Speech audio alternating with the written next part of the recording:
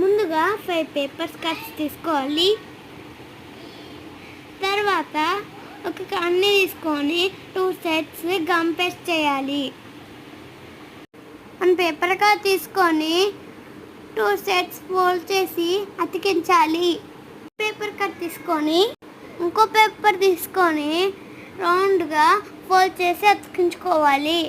First bend చేసి ఆ paper మీద స్టిక్ చేసి అతికించాలి. ఇంకో పేపర్ కట్ తీసుకొని పెన్ క్యాప్తో 2 సెట్స్ ఫోల్డ్ చేయాలి. ఇక్కడ చూపించేట్టు గమ్ పేస్ట్ చేసుకొని అతికించుకోవాలి. తర్వాత ఇంకో పేపర్ కట్ తీసుకొని గమ్ పేస్ట్ చేయాలి. తర్వాత రౌండ్గా ఫోల్డ్ చేసుకోవాలి. తర్వాత ఇక్కడ నచ్చిన ఎమోజీస్ డ్రా చేయాలి. అలా చేసిన తర్వాత గమ్ పేస్ట్ చేసి స్టిక్ చేయాలి.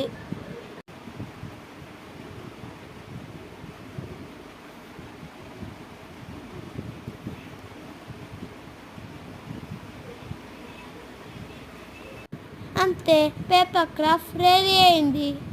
ఎంతో ఈజీగా పేపర్ క్రాఫ్ట్ చేసుకోవచ్చు. సమ్మర్ హాలిడేస్లో మీ పిల్లల కూడా ఇది యూజ్ అవుతుంది.